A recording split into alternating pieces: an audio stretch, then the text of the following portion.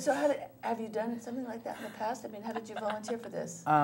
I've taken classes before. Back at my 6th grade class in Dayton, our drama class had a mask making sort of course, and it was just a quick little thing. It was part of the drama class, and that was my first experience with how to make a mask and how to treat it properly, and what all the components you need and how many different sorts of masks there are.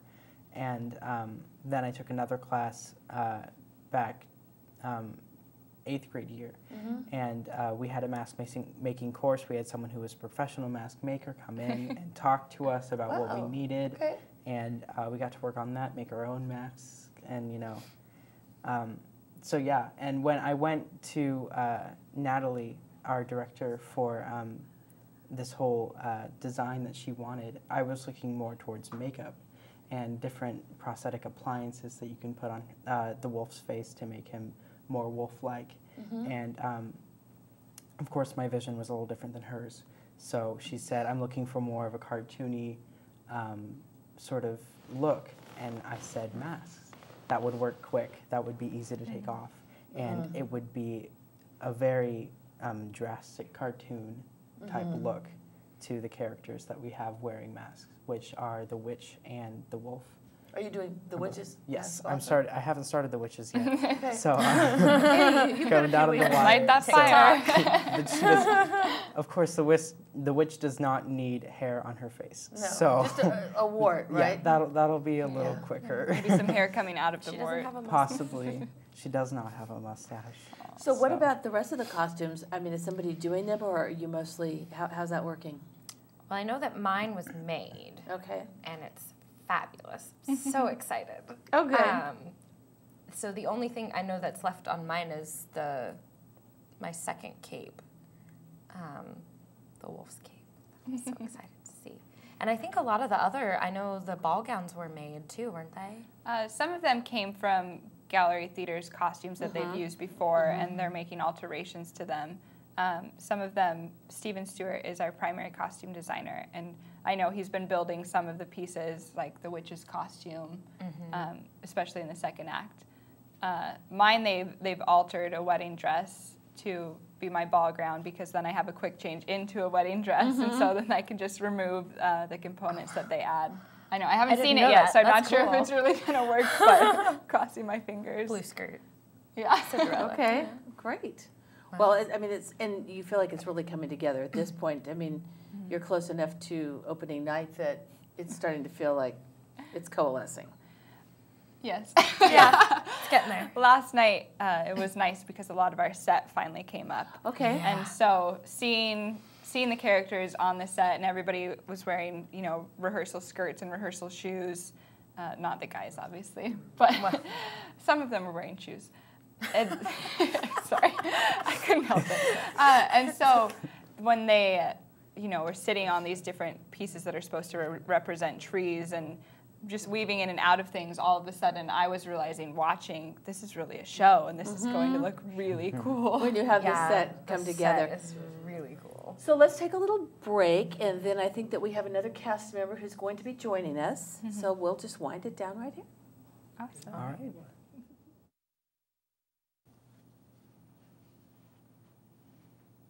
And we're back with the rollicking cast of Into the Woods, Gallery Theater's new production, starting opening September 9th, right? We've done a little musical chairs. We have Austin, we have Genevieve, and now we also have Lance Nutman playing Baker. Nice to be here. And thanks for being here. I think Austin was referring a bit earlier to you, so you want to talk a little bit about your character? My character is the baker. He is, he's kind of a reluctant father. He's rather unhappy with his life at the beginning of the show and thinks, well, perhaps all I need to make my life complete is a child. And as with most of the characters in the show, once Act 2 rolls around and everybody kind of gets what they wish, he kind of starts reevaluating things a little bit and thinking, perhaps that didn't solve all of my problems. So throughout the show, he kind of has to find his way and find out who he is and who he really wants to be. The baker is kind of, I think as Austin was saying, kind of intermixed with all the other characters. It's the baker's quest and the baker's wife, played by Julianne Nelson. It's their quest that kind of moves things along in Act 1 and kind of ties everybody together. And then in Act 2, we're all kind of a village dealing with a crisis and dealing with real life issues instead of fairy tale issues. So. Okay. So is this the first time you've acted at Gallery, or? This is my first gallery show. I've done 2 shows at Pentacle Theater before this, and actually before that, I spent about 18 years away from theater and music. Oh, really? I had some medical issues, and I had just life, a job, and family, and things like that. So only recently have I kind of gotten back into theater, and you know, I always knew how much I missed it, but I had no idea how much I missed it, if that makes any sense. Sure, absolutely. So it's nice to be back. It's wonderful to be back. And doing a musical. And yes, and I live here in McMinnville, so it's nice to do something here where I can just, you know, come home from work and come to rehearsals and, you know, have some Great. fun. So. Yeah, that's wonderful. So how do you guys feel like this cast has good rapport with each other? It sounds like from the 4 of you seem to have very good rapport with each other, but... We kind of have to. No divas yet, I don't think. Okay, so... Maybe the diva moments are coming. I don't think so. I think once, you know, it comes down to the chopping blocks and people are going to start demanding, you know, spring water and... I did find out yesterday that Green we M&Ms. we don't get our, Austin told me we don't get our own dressing rooms, and I know. almost walked out. It's a yesterday. shame. It's a shame. That was not in the original description. I know. So. Yeah, everybody's just kind of back there behind the curtains, slamming it together, right? One green room. Yeah. No one gets thrown dressing room. No. I think What is... And no trailer either, right? No, we don't get our trailers. Gosh. And so much for the steak and champagne before the performance, or even after the performance. Not sure I would eat a steak before singing Sondheim, but to each their own. we'll go gingerbread man and chicken. Yeah. I believe. So you feel like this is a really great move for you to get back into theater, and Oh, it's wonderful. There's nothing like it. It's very fulfilling. is that what you always thought you would do with your life? Is Oh yes, as a young lad, I thought I would be a musical theater, living in New York and living the life, and you know, Act 2 happens, and the fairy tale's over? and your Yeah. large stage just becomes a smaller stage, and that's great. You know, a stage is a stage. It's wonderful to perform for people. I think we're obviously very lucky here because Gallery does have a very long, 40+ years tradition of providing really quality theater for the community. I mean, it's amazing to me how many fabulous performances I've seen there over the years. I think we're really lucky. It's great. So many people, you know, like you say, 18 years away, people come on, people go off, they move away, they move back to town. Yeah. They grow up.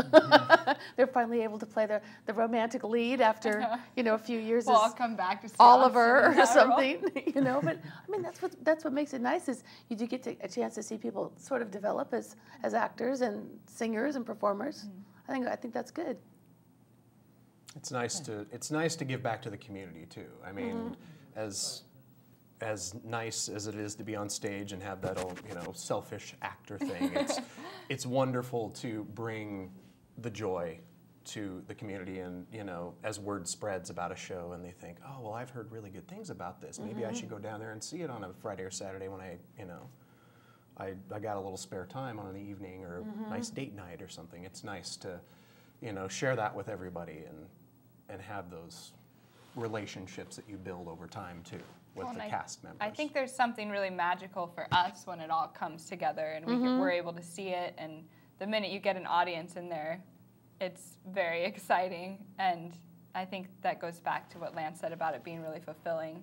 And so here we're providing this thing for the community, but we're also providing it for ourselves. Yeah, you're amusing yourselves at the same time. What I think is interesting is, people are rehearsing their lines and you're going through and you kind of have a sense of how it's going to be. And then then you start performing and people laugh at the weird times, you know, or a line that you think is going to be hysterically funny. It's kind of like Dry silence. yeah, sort of No laughter. yeah, it's kind of dead. Like, oh, moving right along, okay, and then they laugh at something completely different, and it might vary from audience to audience what people find funny. You know, I know that sometimes, I mean, probably everybody has had that experience of being in the theater and you feel like, oh my God, I'm the only one laughing. And all this, I think something's hysterical. And no one else is laughing at all. And I think, does that really throw off the actors? Yes. It does. It depends, but you know, when you come to our show, laugh really loudly, Well, cry really loudly, cheer really loudly. Because you are on the main stage. This is a Yes. full-blown musical Yes. production, so, okay. This is kind of the big fall production, I guess. Yeah. One of them, yeah. And it's a better known show, you know. I'm like you. I had not seen this show until auditions came around, but it is Stephen Sondheim, and it is, you know, West Side Story. I mean, he's one of the brains behind that, and everybody knows that. It's something that can pull everybody into, you know, and it's a fairy tale, so it's a PG show. You know, Is it a PG show? I wouldn't rate it as G. I would not rate it as PG-13, but it's a pretty, you know, So it's a Say pretty somewhere PG somewhere show. in between the PG and PG. Animal Farm was a PG film. I think this can be a PG film as well. All right.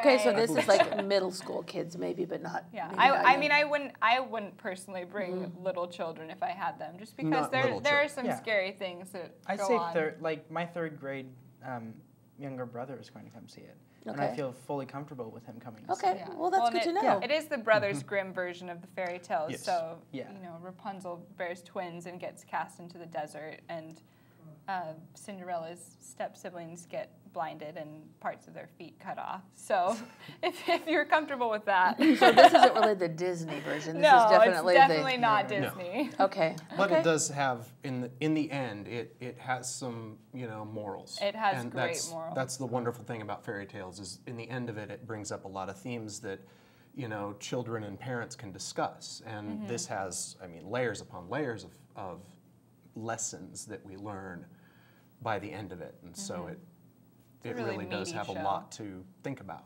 And whole new punishments. Having your feet cut off. I mean, there you go. There's others. I told you to clean your room. Did you think I was joking? Yeah. Okay. Well, that's good to know because I mean, people should have a sense of maybe what that's going to be before, you know, making a decision whether or not to take a really little kid or an older little kid. Okay, that's good. So let's go back over this. Then it opens on the 9th of September, runs for 4 weekends. So through the October 1st of 1st is the October. final show. perfect. Okay, and curtains are at 7:30 on Friday and Saturday, and 3 o'clock, I believe. 3 o'clock on Sundays. Yes. Okay, great. So we're going to get to see you, Austin, as Jack of Jack and the Beanstalk.